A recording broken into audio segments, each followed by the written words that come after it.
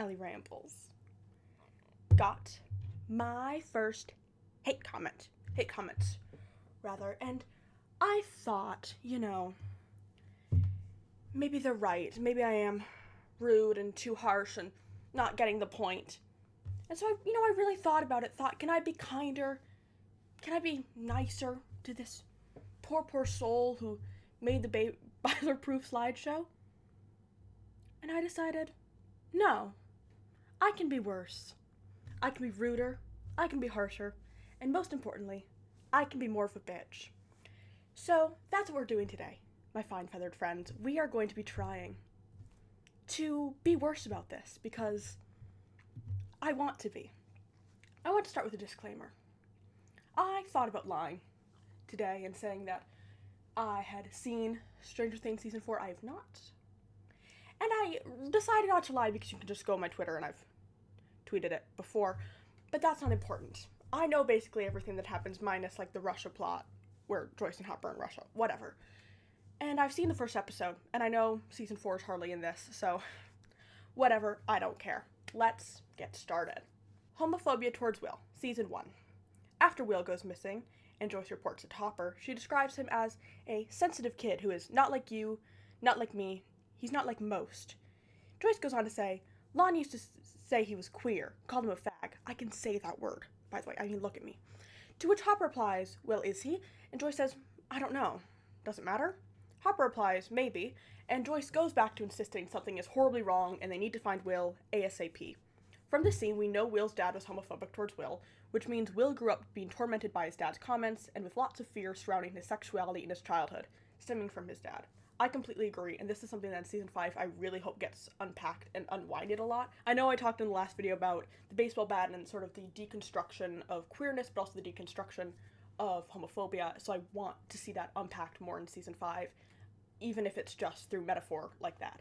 Their teasing is interrupted by the bullies who say Will is dead and that he was probably killed by some other queer, referencing Will being gay. Mike tries to ignore them, telling Dustin and Lucas to come on, and he starts to leave. But the bullies trip him, so he lands chin first on a rock. It's interesting that Mike is the only one targeted right after the line about Will being queer, because neither Lucas or Dustin are targeted at that line, or for the rest of the interaction. I understand this point, but I have another idea as to why Lucas and Dustin aren't targeted, and it has to do with Season 2. In Season 2, it's very clear that Dustin and Lucas specifically are really into Max. At the snowball scene as well, we see Dustin being upset that he's not dancing with the girl. It's something he very clearly does want. So it's less of a... Bullies are never, super smart, but it's not a very good insult because it can be disproved and slapped back at so easily. But with Mike, we don't see that so much. Because from what we know, Elle is probably the first girl he's liked, or at least that he says he's liked. And also calling kids queer as an insult, kids calling other kids queer as an insult, is still common today. I don't think it necessarily means that Mike is gay, even though I do think he is. I just don't think that's a really...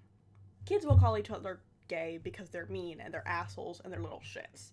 Not necessarily because they actually think the other kid is gay. I digress. I don't know if they're going to talk about this in Slideshow, but I hope they do. I've seen it talked about on Twitter a lot. It's something that a lot of people are very aware of if Mike looked at Lucas like that, it would be weird. If Mike looked at Dustin like that, it would be weird. If Lucas and Dustin looked at each other like that, it would be weird. But with Will, it feels really natural in a way that feels like it goes beyond friendship. And it's clear in Season 2 when there's the crazy together scene that they're very close, not just in friendship, but physically. And so I think that might also be part of the targeting, is not just Mike is gay, but Mike is gay for Will. I'm actually liking the Season 1 analysis, which I didn't think I would. I don't think it's great, but I don't hate it either. Mike's coded coming out scene. Mike has what sounds like a coded coming out scene in Season 1, when his mom comes home early and he's skipping school to stay with Elle. While Mike is downstairs with his mom talking on the couch, Mike puts Elle in his closet so his mom won't find her. Elle stays in Mike's closet for the remainder of the time he talks with his mom, until he goes to get her. Karen, I'm not mad at you. Mike, no? Karen, no, of course not. All this that's been going on with Will, I can't imagine what it's been like for you. I want you to feel like you can talk to me. I never want you to feel like you have to hide anything from me. I'm here for you, okay? Mike's mom even emphasizes the word hide, which is heavily queer-coded. I wish you'd elaborate on that, because I'm looking down here, and the word hide isn't... Like, I want these words to be really unfurled, and I want you to go into them, which was a critique I had on the last one. I don't think I included it in the video, because it just wasn't going to work. But I want us to go really in depth on these words. I think language is such a big part of any sort of media that has words in it. Music, literature, film and television. Unpack that word. What makes it queer-coded? Because I agree that the closets are very queer-coded, 100%. I don't know if hide is so much, especially in Stranger Things where it's such a big theme, especially for characters like Elle, who is having to hide from the government in case she gets found and then gets taken back to the lab or some other lab. So, yeah, I think there's a theory I saw on Tumblr that if I can find it, I'll put it in the description. I really, really doubt I'm going to be able to find it, though. But talking about Elle and Will and sort of how Elle is an extension of Will, which I don't want that to be where they're going to go with it, but I wouldn't be surprised if that's where the Duffer Brothers, go with it, especially with the very clear parallels between Elle and Will. But I still do think Elle is her own character. She's her own girl, and I love her. Anyway, I digress. I'm Elle's number one defender. Elle Hopper, number one defender right here. She reaches for his hand after she says it. The first time I watched the scene, it reminded me of a coming out scene where the supportive parent knows, and the kid doesn't yet. Mike looks confused, and shyly avoids eye contact during this part of the scene, and only nods unsurely at the end, which kind of confirms the subtext here. Mike has not even realized he is gay yet, but he's just starting to recognize and comprehend his feelings for Will at this point in his life. He wasn't ready for that discussion. Meanwhile, Eleven is literally and figuratively in his closet. I like this a lot. I know I opened this like, I'm gonna be a bitch today. But I agree so firmly.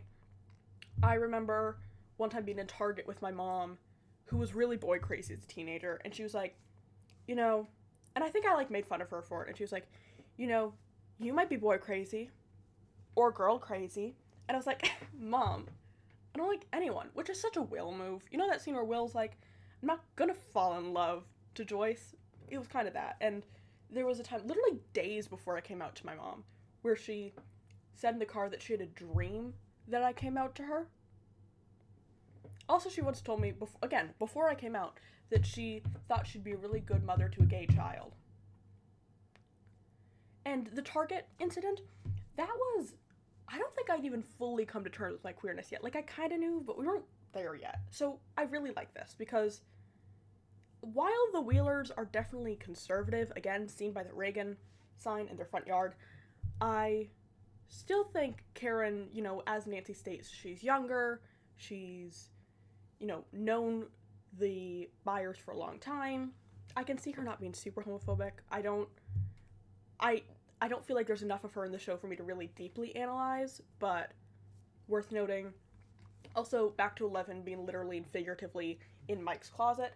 I think this goes back to the parallels between Elle and Will, which a lot of people have talked about, and while, again, I don't really necessarily like that that's sort of a huge thing in the show, because I think it takes a lot of Elle's character away from her and puts it onto Will, I will say that Will disappears and Elle immediately comes in, right? And so it's sort of like Mike is hiding the fact that he's associating Elle with Will, which was talked about some in the last video, and also, within this slideshow. So I think that Elle being hidden in the closet, I like that point, because I do think it's having this girl all of a sudden in his life who he isn't having to, pressure to be in his life. Not saying he would do that, but it's very clear from the members of the party that are guys that, they're not doing good with girls. They're not, swimming in ladies, you know what I mean? So I think that he's really having to come to terms with the fact that something's different about him, and he doesn't quite know how he feels about it, and so he'd rather just push it away and not deal with it, right? We're not gonna deal with this. She'll go back to Penhurst. It's fine. We're not gonna deal with it. Also, his couch looks like the pattern of my dress, and I didn't even notice that. Next slide. Mike movie references. At the end of the D&D game in the first season, after Will has returned, which is based off of a Star Wars story written by Mike, there's a Star Wars reference where Mike plans out that he wants King Tristan to give him a medal, not Princess Leia, to symbolize how he wants a king instead of a princess. Cheesy, I know, but still valid. He wants Will to award him the medal and to be his hero. In one of the canon comics, one of Mike's favorite movies is Temple of Doom, along with Star Wars on that list. In the movie Temple of Doom, the main character, Indy, saves his love interest, Willie, from a forest fire. Okay. Having seen the Stranger Things Season 5 teaser trailer, trees, forests, we see what seems to be a small, young, Season 1 age Will jumping from trees. Will goes missing in a forest. Elle is found in a forest. Fire is a thing we see a lot. Is anyone... No, I mean, listen, I love Lover's Lake Gate. I love Lover's Lake Gate. But... Are y'all hearing me? Are y'all hearing me? So, if there's a character named Willie, and that's Will Byers, forest fire, are you all hearing me? I want Mike to save Will in a forest. It can connect to Lover's Lake Gate because I've seen some theories that he will go after Will in the lake. There's some stuff with like that scene where Will's like closes his eyes and he just looks defeated, and people are like, he looks like he might be in a canoe, and I agree.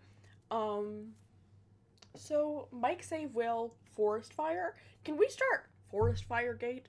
Forest fire gate. Mike saves Will from a forest fire. What are you gonna do about it?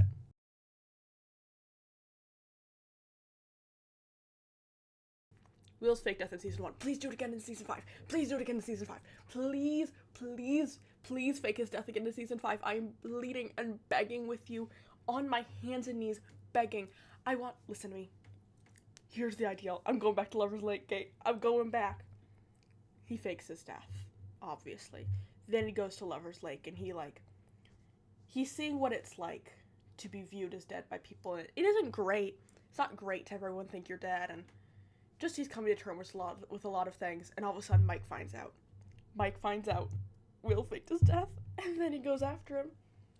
Do you see the vision? Do you see the vision? Yeah. Mike and Joyce parallel. From the moment Will goes missing, Joyce refuses to accept he is dead. She is literally the best mom ever. Yes, she is.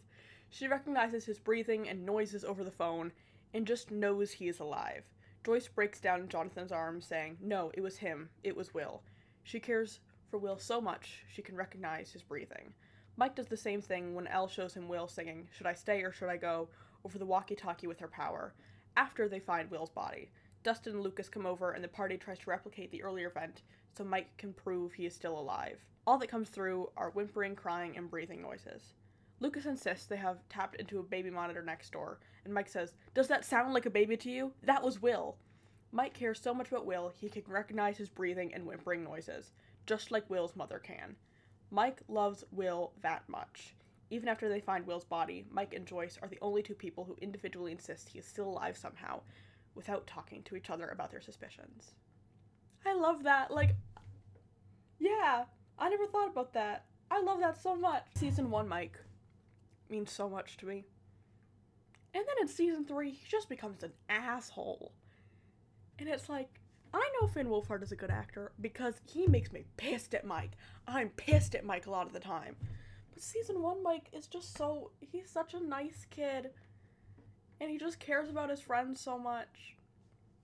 Okay, we'll move on. Mike and Dustin's conversation. Stranger Things Twitter posted this a few months before season 3 came out. "Thank you, Dustin, for always telling it like it is. #Stranger Rewind. Sometimes your total oblivious just blows my mind." I talked about this in the last video.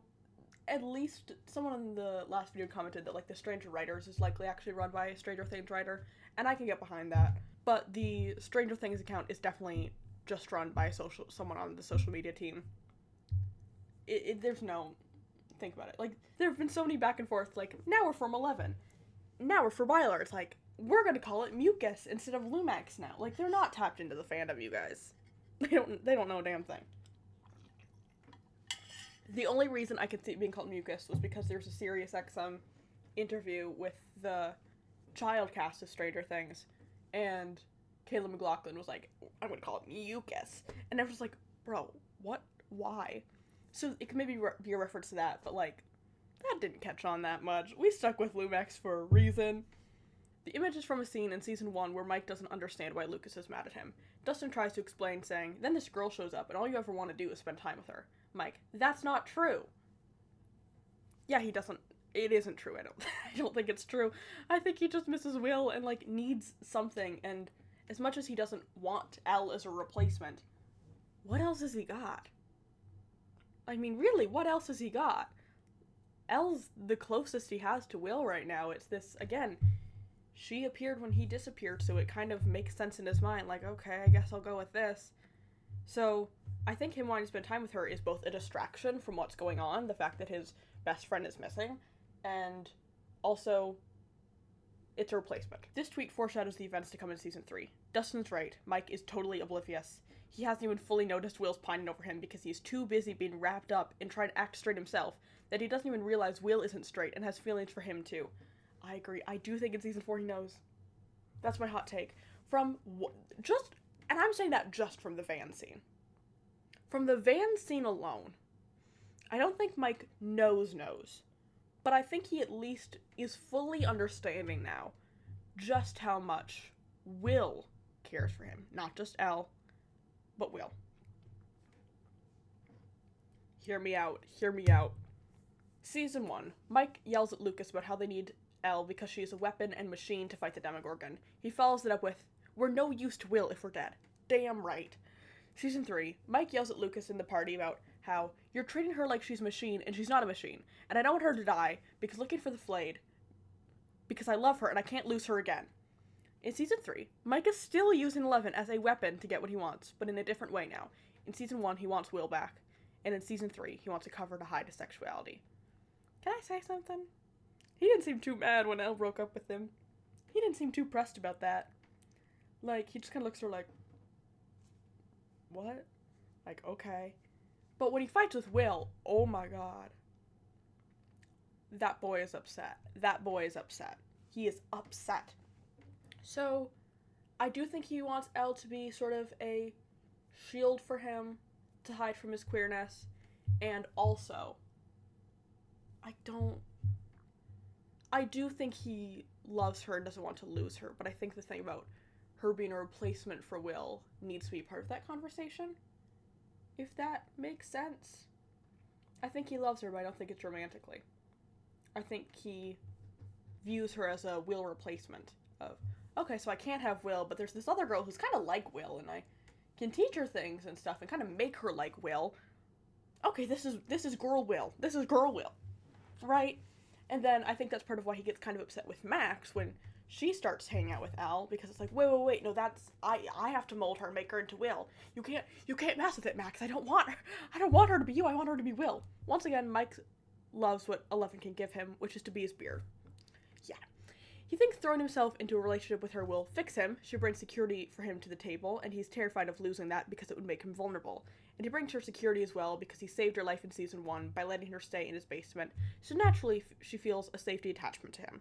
What Mike really means by his declaration of love in season 3 is, I love that no one questions if I'm straight when I'm dating Eleven, and if she dies, we can never get back together, and I will have to confront the fact that I love boys, and I'll be exposed and vulnerable. I agree with the second half of that. I do think he can still get questioned for whether or not he's straight. I don't think that's out of the question. I think that can 100% happen. When I was in middle school, there were guys who were, like, dating girls, and there were people, like, my friends and I'll be so honest, were like, no, he's gay. And we were in a very conservative, evangelical environment, so do with that what you will. Mike and Eleven are non-romantic season 1/season 2. The Star Wars parallels, I've never seen Star Wars. I'm gonna warn you all. I know nothing about Star Wars. This isn't like season 4 where I can, like, tell you all about it. I know nothing about Star Wars. Nothing at all. So, this isn't gonna be... My reactions are gonna be really lackluster here. My commentary, lackluster. All of it, lackluster. In season 2, episode 7, they are paralleled to Luke and Leia, who are brother and sister. They're brother and sister? This slide is just called, aw. Look how happy Mike is to have Will back if they play D&D together. He's doing that beaming smile we only see him show to Will. Season 3, not possible scene. In Season 2, crazy together scene, etc. And also in Season 4 when it's the cool. That scene too. There's no mention of Mike missing 11 in this scene, because he has Will there. And that's what he really wants. Although he does not want to know if Elle is still out there and if she is okay. I want to talk about this because I thought about it while I was talking. Because I've seen a lot of, like, 11 shippers say, oh, but, it's just Will and Mike are just platonic, or, it's the 80s, and that plays a role in it. And I agree, in the terms of that the 80s definitely impacts the social standards for how they can interact with each other. And I'm going to give some personal anecdotes. I was raised in a very conservative evangelical environment. Even though my family isn't homophobic, the school I went to for a very long time was very evangelical. Kids call each other the F slur. I had a history teacher who once went on a transphobic rant. Like, it was a conservative environment. And I remember I had a friend who, I'm not going to name for privacy reasons, obviously, but I had a friend who, at the end of 4th grade, I think, was possibly going to be leaving schools because it was a private school and she was likely not going to have the money. And I was devastated, and I was so ecstatic and overjoyed to know that she was going to be coming back the next year. A lot of Mike and Will in Season 2 reminds me a lot of my friendship with that girl after it was confirmed that she would be able to be back at the school the next year. And I can look back and I can confidently tell you, I had a crush on that girl. She was one of the first people I ever had a crush on. Like, Mike and Will, there's a crush there. There's a childlike crush in especially Season 2. And that's my personal anecdote. So to the people who go, it's the 80s, they're not gonna... They may not know. I didn't know I had a crush on this girl at the time, but that doesn't mean I didn't, because I remember sitting in the car and being like, I feel a weird feeling, and I don't know what it is. And so I paid attention to it, and this was in, like, early 6th grade. And the more I paid attention to it, the more I realized that I liked women. They're gay Mike and Will are gay for each other, okay? That's my point. So, I saw someone on Twitter talk about specifically this slide, the frog symbolism slide, so I'm very excited to be coming to it. Frog symbolism. Wait, hold on.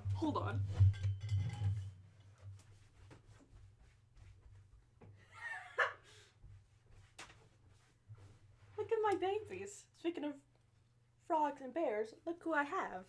My little buddies. This is baby bear, and this is baby frog. And I put them on my bed. Like this. They have their arms around each other, and they love each other very much. They're best friends. Okay, I'm gonna hold them as I read this slide, but in a way where you can see. Will's plushy frog can be seen in his room throughout the series. Mike is teased and called Frogface in Season 1. Here in Season 2, the plushy frog is near Mike. He's using it as a pillow while he sleeps on Will's floor next to him. JNC parallel. Further indicating Mike is the frog. Frogs are also a symbol of gay culture. How are frogs a symbol of queer culture? I remember in like 2020 there was kind of like, make the freaking frogs gay. But that was I believe after Season 1 came out, and also like this is one of those things where it feels so stupid that I don't have anything to say. The only thing I can think of in the 1980s that makes frogs a symbol of gay culture is one of my former hyperfixations, Roy Cohn. More pre-Season 4 evidence, the posters and Season 3's Russian code. The Russian code that Robin, who is gay, cracks in Season 3. When blue meets yellow in the West. I love Robin. She's a great character. I know we've done that, like, oh, they make a triangle thing. You could make a triangle with any 3 of those characters. You can make a triangle with Dustin. Put Dustin in there. When are we gonna ship? When is Henderhop gonna take off? I love the Independence arc, but if after that Independence arc we got Henderhop, I'd be super cool with that. I'd be so cool with that. That, like, makes sense in my head. I'm like, yeah, duh, that would be cool. Duffers, I know you've already filmed all the show, but, like, consider it. Considerate. Mike goes to talk to Elle, bringing her the Eggos, and asks, so, are we just not gonna talk about it?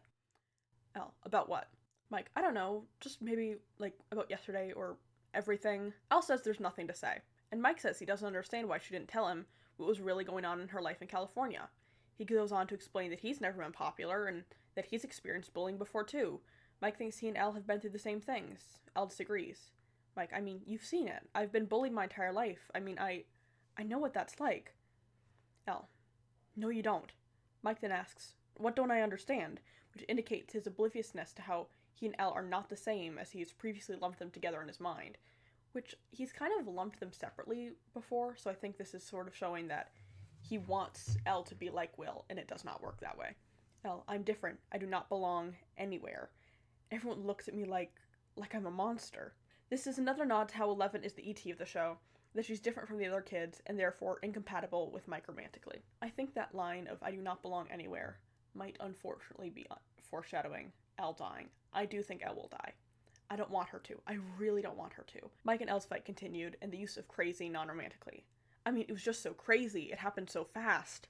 Mike uses the word crazy to describe Elle's actions. We know from previous examples of the word crazy that the subtext of crazy equals love, but here it doesn't.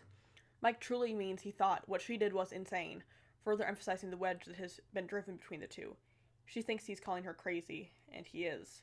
I think what's also interesting about this disagreement between Mike and Elle is the fact that this is the first time, I believe in the entire series, that we've seen Elle be violent in a way that isn't using her powers. So, and there's that scene, I think it's in the van, where Mike is like, she's just gonna realize one day that I'm like just some loser who got lucky that like Superman ended up at his doorstep, right? I think there's this thing where Mike is able to, through Elle, put himself into a fantasy world, and when she doesn't use her powers and really becomes herself outside of Mike, outside of Will, it makes him incredibly, incredibly uncomfortable because he does not live in the fantasy world anymore, he is in reality.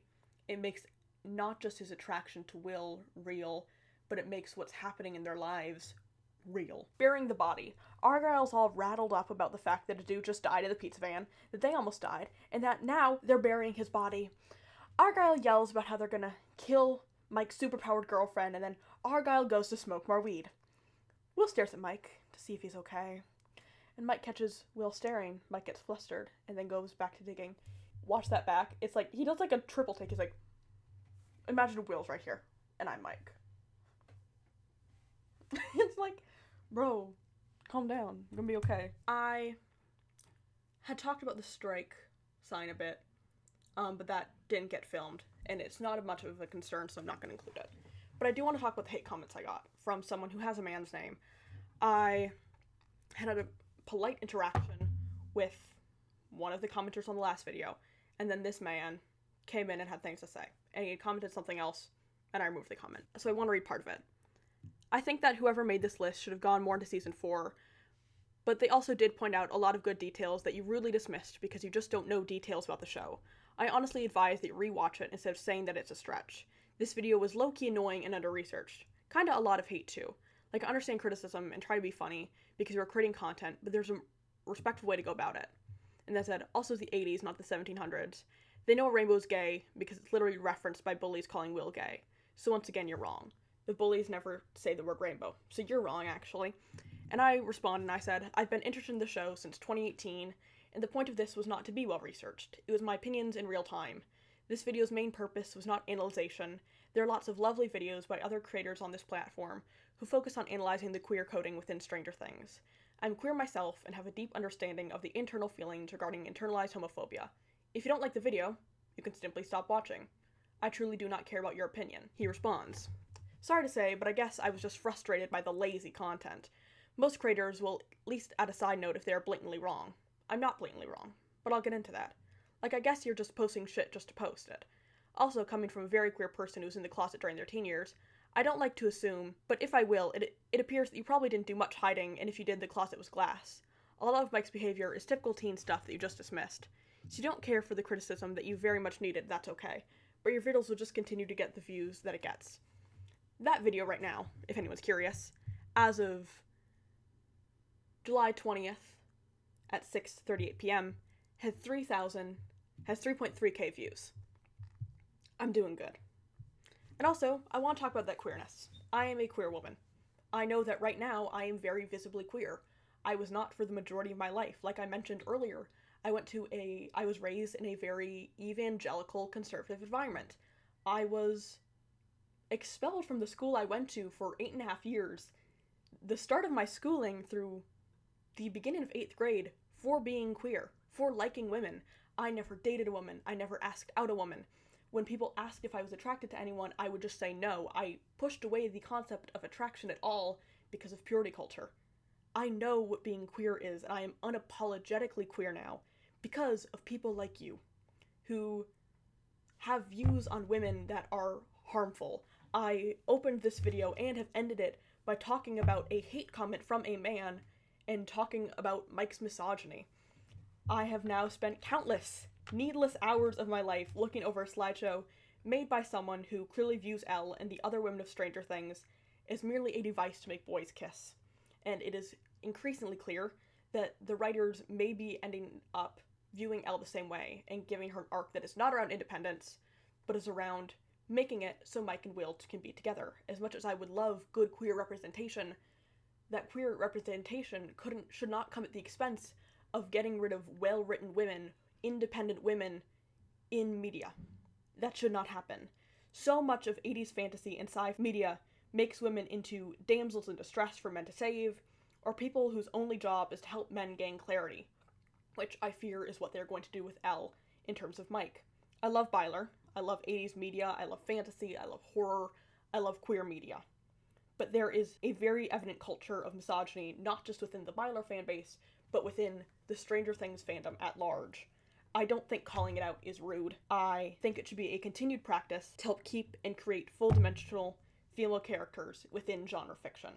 I can think of, in recent years, one piece of media that has done this, and that is The Legend of Rovickie, which has a female main character and is beautifully, beautifully written and shot, and I think everyone should watch it. It's very likely my favorite movie of all time. And it's frustrating because this person had also commented, also Mike being misogynistic is another sign of him being queer.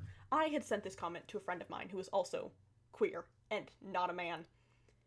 If you think that misogyny is okay if you're queer, you have problems you need to work through on your own. Taking them out on me isn't the point. I've seen so much misogyny online throughout the Stranger Things fandom, and so many nerdy fandoms, comics, horror, these very male-dominated fandoms usually come with a lot of misogyny. So at the end of the day, I'm not mad at you calling me rude, I'm mad at you being a misogynist.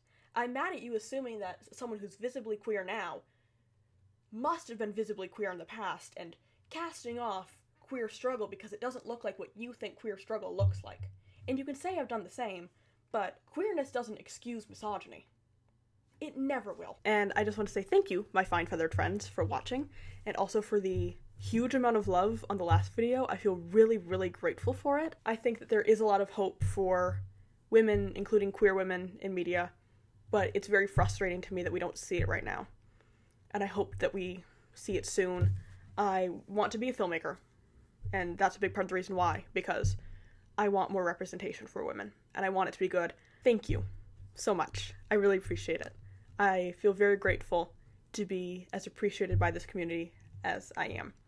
It feels really nice.